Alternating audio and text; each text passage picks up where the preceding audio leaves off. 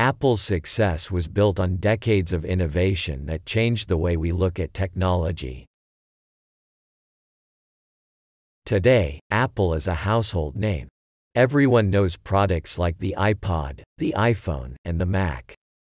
If you don't own an Apple product yourself, you probably know somebody who does. But Apple's success didn't come overnight. Game-changing innovations like the iPod and iPhone pushed Apple into the limelight and turned computers from tools to a huge part of our everyday lives. Here's how Apple and its co-founder Steve Jobs changed the world.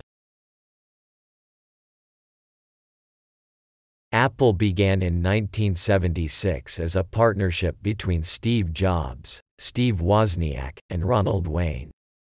The company famously began operating out of the garage of Steve Jobs' parents' home. Even from the company's beginning, Apple always had a unique style. While many companies then and now are focused on mass-producing products at a low cost, Apple's priorities were always for its products to be not only powerful, but easy to use. This idea of making computers accessible to anyone could really be seen in the first Macintosh. At a time when you needed to know basic coding to operate a computer, the Macintosh was operated with a mouse and graphical interface, much like computers today. It wasn't just for hobbyists and people in the computer industry. This was a product anyone could jump into. Without the original Macintosh, there would be no modern-day Macs, and the evolution of computers from niche products to essential tools for everyone may have been delayed by years or even decades.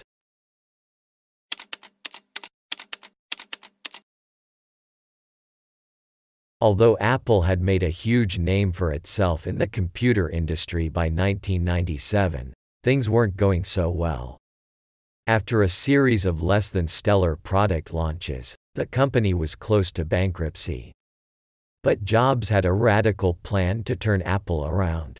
At a time when many of Apple's competitors were focused on producing desktop towers and business software, Jobs decided to take Apple in a completely different direction. Steve Jobs often called Apple the intersection between technology and liberal arts, meaning Apple's products were designed not only to be cutting-edge technology, but to be stylish, intuitive, and easy to use. That vision was expressed in many Apple products of this era, culminating in the release of the first iMac. At a time when most companies were releasing bland, beige desktop towers, the iMac featured 13 colors, ranging from blue to purple, or even to floral prints. This was one of the first times that the public saw technology as art instead of just a tool for productivity, and we've rarely looked back.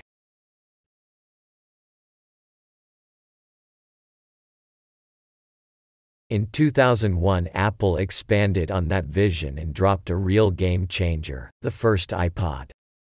The iPod wasn't the world's first MP3 player, but it was the one that captured the hearts and minds of millions across the world. A big part of that was Apple's branding and marketing. Many people fondly remember those funky iPod ads with silhouettes and white earbuds. The iPod was a great piece of technology, but it wasn't just about how many songs it could hold, it was about how it made you feel. The iPod turned tech from a sterile tool into a part of our identities. The iPod caught on big time, but although Apple had given millions of people a way to listen to music, they still needed a better way to get new music. All of that changed in 2003 with the launch of the iTunes Store. Instead of burning CDs or turning to questionable websites, you could download almost any song you wanted on iTunes for just 99 cents each. This was a win-win-win. Consumers were able to easily get the content they wanted. Music labels and artists had a new way to get their songs out, and with every transaction on iTunes, Apple took a cut. This type of business model became a huge success for not only Apple, but many other companies as well. Without iTunes, there wouldn't be an App Store, but there also wouldn't be a Google Play Store. Even though most people have moved on from iTunes to music streaming services like Spotify and Apple Music, these services evolved from the idea of centralizing and distributing content online, which started with iTunes and the iPod.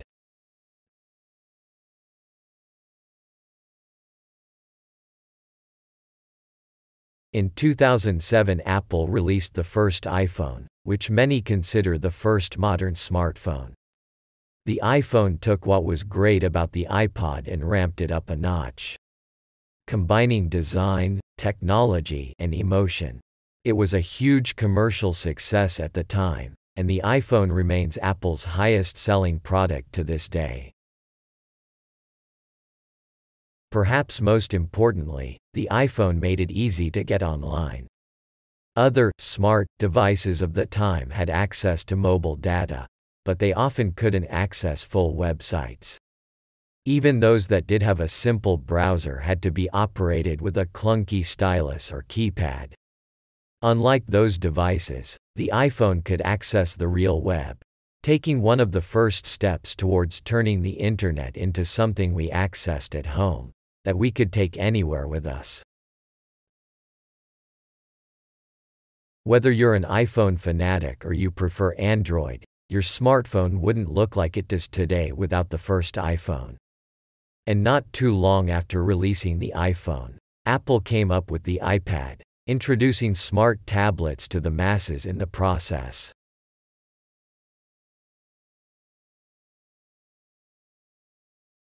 Steve Jobs helped Apple grow from his parents' garage to one of the largest, most successful companies on earth. However, after a long battle with pancreatic cancer, Jobs passed away in 2011. Even though Steve Jobs is now gone, there's no question that his vision and the company he helped create have done nothing short of changing the world. In the years since Steve Jobs' death, Apple's focus has been more on refining existing products than releasing entirely new ones. That being said, Apple has continued to pioneer many advances in smartphone and mobile computing technology. There's no question that Apple's past successes have been legendary, but with more competition than ever, can Apple continue to innovate and stay on top?